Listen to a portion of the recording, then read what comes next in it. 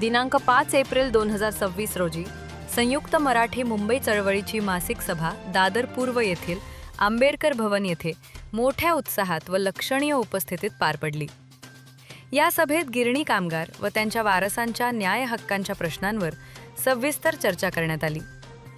यावेळी संघटनेचे कार्याध्यक्ष रमाकांत बने यांनी स्पष्टपणे भूमिका मांडली की मुंबईतीलच अधिकार मुंबईच्या आसपास ही भूमिका गिरणी कामगारांना मान्य नाही. गिरणी कामगारांचे पुनर्वसन मुंबईतच झाले पाहिजे यावर संघटना ठाम आहे. याचबरोबर येणाऱ्या काळात 25,000 गिरणी कामगार व वारसांचा निर्धार लढा उभारण्याचा निर्णय या सभेत घेण्यात आला. या सभेला संघटनेचे ॲडव्होकेट बबन मोरे, अध्यक्ष विवेकानंद बेलुसे, खजिनदार प्रवीण कदम, सचिव रवींद्र गवळी, उपाध्यक्ष रवींद्र ताम्हणकर, सरचिटणीस गोपाळ शेलार, पत्रकार व मार्गदर्शक अर्जुन जाधव तसेच दत्ताराम लब्दे व गिरणी कामगार वारस अतुल काळे, मधुकर साठे, राकेश तेरवणकर व गौतम कामरे उपस्थित होते. संयुक्त मराठी मुंबई चळवळीची आज मासिक सभा घेण्यात आली होती. खरं तर वेळ कमी असल्यामुळे कालच अचानक सांगून होता. आज जी काही लोकांची संख्या जमते किंवा कामगार वारसाची संख्या जमते, आज एक सरकारसाठी खूप मोठा इशारा आहे की एक दिवस किंवा 4 तास अगोदर मेसेज टाकून सुद्धा आता गिरणी कामगार कुठेतरी एकत्र येतोय.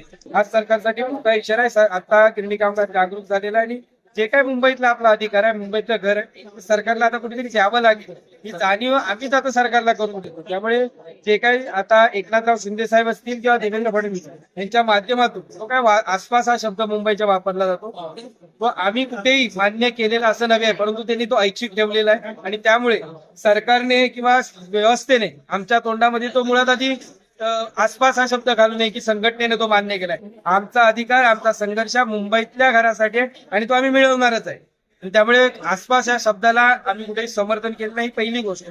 आणि त्याचबरोबर जे काही मुंबईतले अधिकार आहेत, आम्ही वारंवार सांगतोय की आता SRA म्हाडाच्या माध्यमातून सरकार भूमिका घेत असेल, ठीक आहे, परंतु आमची मूळ मागणी आहे की आमचं जे गिरणगाव आहे, गिरणी कामगारांचं जे बाहेर किंवा गिरणी कामगारांचं आपलं स्वतःचं हक्काचं क्षेत्र गिरणगाव, तिथेच गिरणी कामगारांचं पुनर्वसन झालं पाहिजे ही आमची मूळ मागणी आहे. त्याचबरोबर आमचे जे काही वंचित कामगार राहिलेले आहेत, जे फॉर्म त्यावेळी भरू शकले नाहीत, अर्ज म्हाडाकडे करू शकले नाही, त्या सर्वांनाही पुन्हा एक संधी दिली गेली पाहिजे ही आमची वारंवार मागणी सरकारकडे आहे. परंतु ती कुठेही, त्याचबरोबर 1981चा ही मुद्दा एक खूप महत्वाचा आहे की संपाची जर तारीख सरकार पकडत असेल तर 1981 पासून संप कार्यार्थानं चालू झालेला आहे. 8 मिनिटात त्यांनाही पुन्हा कुठेतरी त्या सामावून घ्यावं त्या ह्याच्यात ही पूर्ण आपण सर्व सरकारकडे मागण्या करतो. परंतु वारंवार आश्वासनांमध्येच गिरणी कामगारांचा लढा, म्हणजे जी गेली कुठेतरी 40 वर्ष ज्या पद्धतीने सरकारने आश्वासनं देऊन आतापर्यंत बसवली, तेच काम जर माननीय एकनाथराव शिंदे साहेबांकडून होत असेल तर आम्ही कुठे सहन करणार नाही. मी मगाशी सांगितलं की अजूनही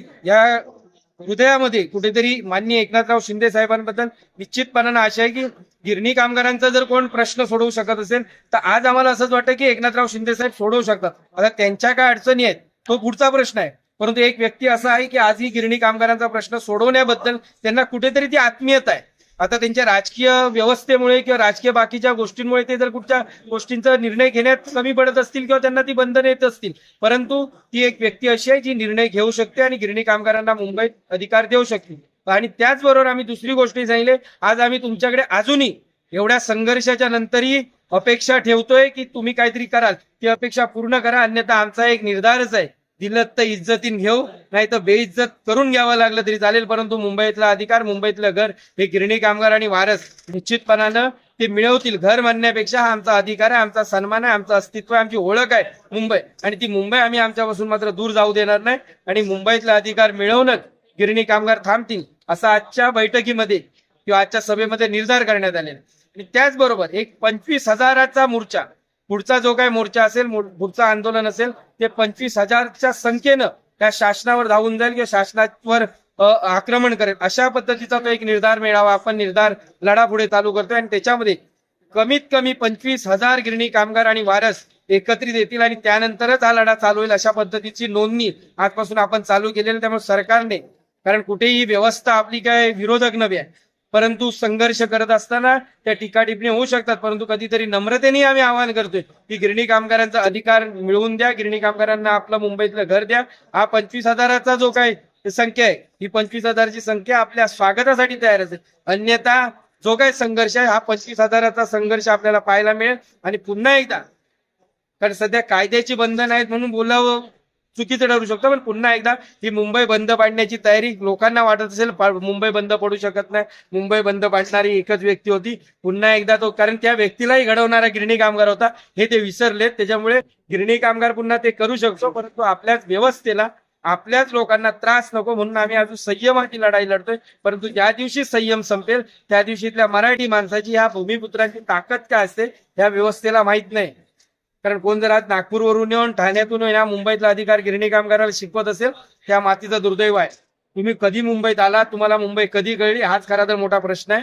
त्यामुळे मुंबईतला अधिकार, आज तुम्ही त्या पदावर बसलाय तर त्या मुंबई घडवणाऱ्या, मुंबई उभी करणाऱ्या, मुंबईच्या मूळ मालकाला म्हणजे गिरणी कामगाराला तो अधिकार द्या. आणि सन्मानानं तुमची राजकीय असेल किंवा जी काही पदं आहेत, शासकीय पदं असतील, त्याचा सन्मान ठेवत तुम्ही गिरणी कामगारांना मुंबईत अधिकार द्याल अशी अपेक्षा करतो. आजच्या मेळाव्याचं एक वैशिष्ट्य आहे. काय वैशिष्ट्य आहे? सरकार आश्वासन देत आहे, पण ते त्याची परिपूर्ती ज्याला म्हणतो आपण ना, होत नाही व्यवस्थित. 10 मार्चला मोर्चा झाला. तुम्ही आमच्याकडे अर्ज दिला होता, त्याचा माहिती 10 दिवसामध्ये, तुमची भाषा अशी कशी येते? 10 दिवसामध्ये आम्ही मिनिटची कॉपी देऊ, जे काय निर्णय आहे तो देऊ. ते अजूनही मिळालेलं नाही. आता या पुढच्या बुधवारी गुरुवारी देऊ असं म्हटलेलं आहे. ती पॉझिटिव्ह मिळाली पाहिजे ही शासनाकडून अपेक्षा करतो. कामगारांचा कशाला अंत पाहतात? त्यांना द्यायचा प्रयत्न करा. तुमची राजकीय पोळी बांधण्यासाठी तुम्ही निर्णय घेऊ नका. तुम्ही एक सामाजिक दृष्टिकोन निर्णय घ्या. तो सामाजिक दृष्टिकोन म्हणजे बाबासाहेबांनी संविधानामध्ये सांगितलेलं आहे, कामगारांचा जो हक्क आहे तो त्यांना द्यायलाच पाहिजे. तुम्ही ते नाकारू शकत नाहीये, तो विलंबावरती घेऊ शकत नाहीये. मी या ठिकाणी असं म्हणेन, जर सरकारने न्याय ऐकले तर तुमचं पुढचं पाऊल काय असणार? नाही, आता तर ह्या मेळाव्यात ठराव पास केला आणि 1 मेला आम्ही तशी शपथ घ्यायचा प्रयत्न करतोय. आणि एक निर्धार मेळावा आहे 25,000 कामगारांचा, तो काही दिवसामध्ये आम्ही करू. आणि संयुक्त लढा समिती आमची जी आहे त्या समितीमध्ये आम्ही जो निर्णय घेऊ आता त्याच्यानंतर, आणि त्या निर्णयाच्या नंतर आम्ही त्याच्यावर ऍक्शन घ्यायच्या मागे लागू. शासन आम्हाला तर नेमकं काय देतंय त्या मिनिट्स कॉपीमध्ये, त्या मोर्चाच्या निमित्ताने जे काय ती चर्चा झाली त्याची आम्ही वाट पाहतोय. शासनाने ती लवकरात लवकर द्यावी आणि ती सकारात्मक द्यावी अशी मी या ठिकाणी सरकारला विनंती करतोय.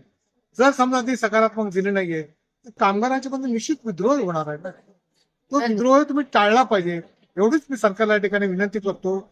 आणि आजच्या तुम्ही सगळं मेळाव्यातून पाहिलं असेल की ह्या मेळाव्यातून फक्त एका गोष्टीने एवढं होऊ शकतं. मग संयुक्त लढा समितीचा समजा एक मेळावा जेव्हा होईल त्यावेळेस स्थिती काय असेल अशा प्रकारचा आहे. तर मी सरकारला विनंती करेन, लवकरात लवकर तुम्ही आम्हाला मिनिटची कॉपी द्या. आणि गिरणी कामगारांना मुंबईतच, गिरण गावातच घरं, MMR नको, आसपास नको, मुंबईतच आणि गिरण गावातच घर मिळालं पाहिजे अशी त्यांना मी विनंती करतो. आणि सगळ्यात महत्वाची गोष्ट आहे, तर मी सुनील लांजेकर, 7 रस्त्याला राहायला आहे. माझी आत्या हिंदुस्थान मिलमध्ये कामाला होती.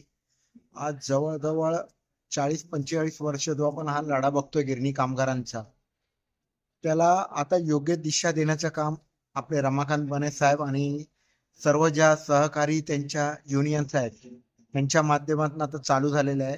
आणि आता 100 नाही, आता 200% असं वाटतंय. रमाकांत बने साहेबांचं जे नेतृत्व आपण बघतोय, आझाद मैदानचा मोर्चा देखील आम्ही बघितला, त्याच्या अगोदर त्यांच्या 2-3 मीटिंग आम्ही अटेंड केलेल्या आहेत. आणि त्याच्यातनं आता आम्हाला 101% खात्री झालेली आहे की शेलू वांगणी सोडून आम्हाला मुंबईमध्येच घर रमाकांत बने साहेब मिळवून देतील, ही आम्हाला 101% आता खात्री झालेली आहे. आणि तुमचं नाव कुठून आलंय? माझं नाव सुनील लांजेकर आहे. मी 7 रस्त्यावरून आलेलो आहे. हिंदुस्थान मिलला माझी आत्या होती. आत्या म्हणजे आता जवळजवळ रिटायर्ड होऊन तिला जवळजवळ आता नाही ना म्हटलं तरी 35 एक वर्ष झालेली आहेत. पण ह्याच्यामधनं तिला अजून काही घर भेटलेलं नाही किंवा काहीच भेटलेलं नाहीये. पेपरवर्क वगैरे आता बने साहेबांच्या माध्यमातून आता वंचित असतील, पात्र अपात्र असतील, सर्व विषय व्यवस्थितपणे हाताळले जात आहेत.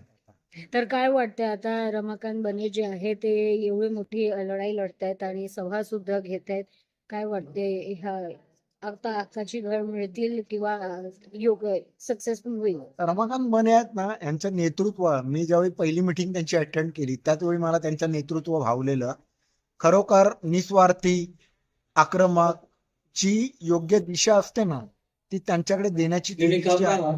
आणि त्यामुळे आम्हाला निश्चितपणे खात्री आहे की तेव्हा त्यांचे सहकारी, इतर युवक या सर्व एकत्र मिळून हा जो लढा लागलेला आहे, हा न संपणार नाही. आणि सरकारने याच्यातनं बोध घ्यायचा आहे आपल्याला की आपलं अस्तित्व ह्यांच्यामुळे आपलं अस्तित्व टिकून राहू शकते का, हे सरकारने आता नोंद घ्यायचं या गोष्टी.